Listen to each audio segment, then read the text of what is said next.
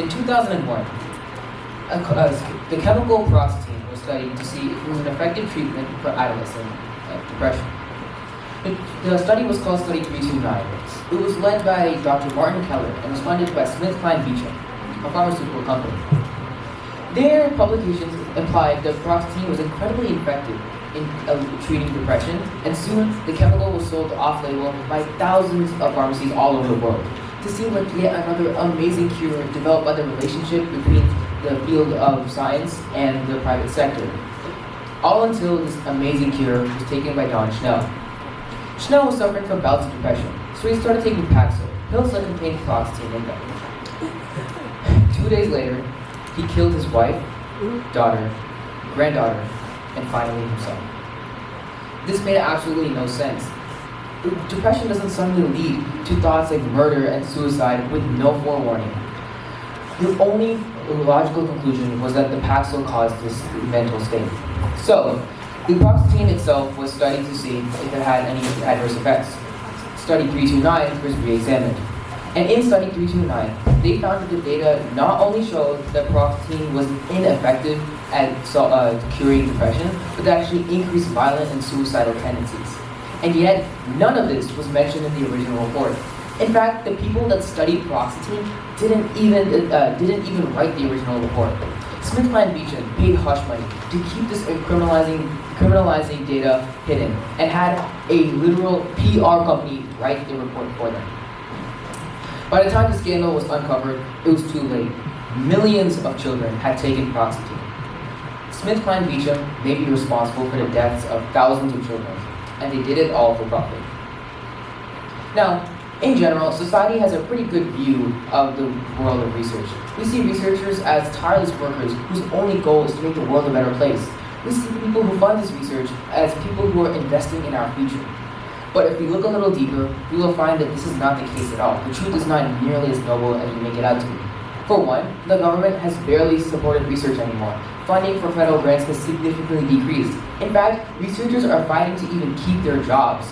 The New York Times conducted a survey on researchers and found that 55% of them knew someone in their own field that had either lost their job or was going to lose it soon. It's clear, the government does not care about research that doesn't directly support them.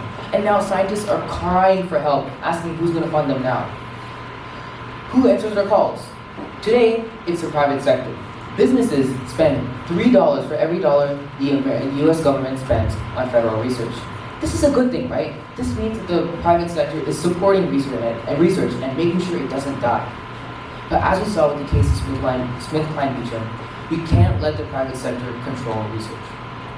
For example, private-funded research is not held to the same standards as federal research. It doesn't have to follow the same rules, and this is heavily abused. SmithKline Beecham was able to hide their criminalizing data because of the fact that they had intellectual control over their research. They were allowed to do whatever they wanted with it.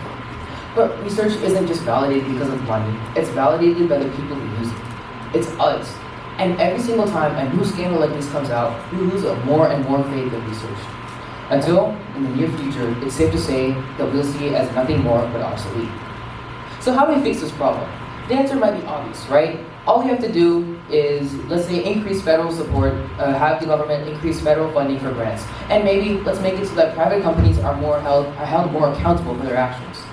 But this only addresses the symptoms of the relationship between the field of research and the sector of private companies. It doesn't address the relationship itself.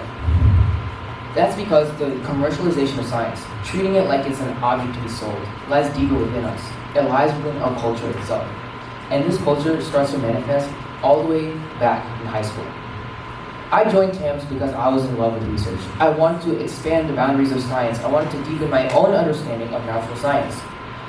But anytime I talked to anyone else about research, they always had it in tandem with the concepts of, oh, here are the competitions you can participate in. Here are the benefits you get if you decide to make a publication. It sounds to me like you did research to boost your resume.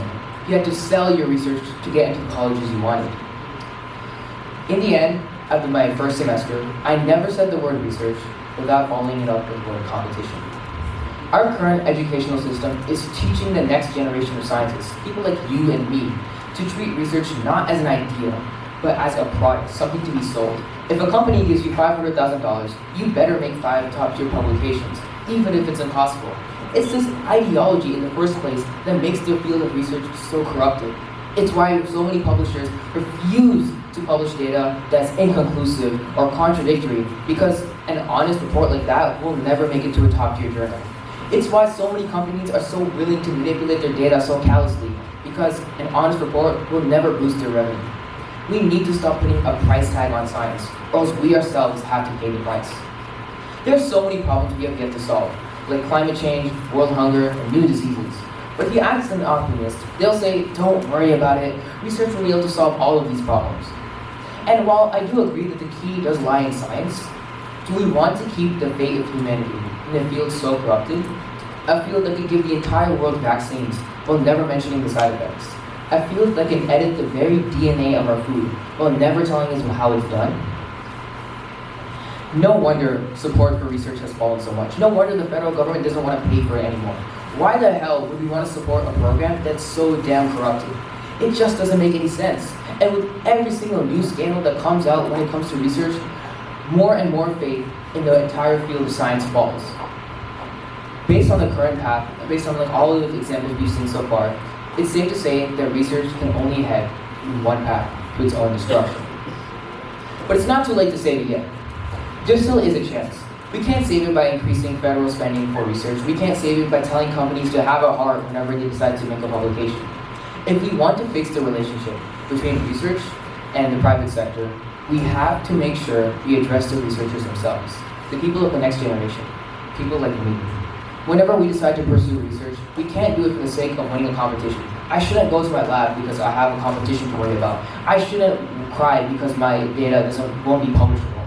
I need to do research for the sake of research itself. Because whenever it's my generation that's going to make the innovations of the next world, I need to make sure that I have the correct standards, the correct ethics, the correct morality. So this is a message to all people like me. People who are worried about the competition we have coming up, or about FORCEP, or wondering if we'll ever get a publication on time. Don't go to your lab because you want to make sure you can get into a good college. If you want to do research that's genuinely going to impact the world in a better way, just do research for the sake of research itself. Thank you.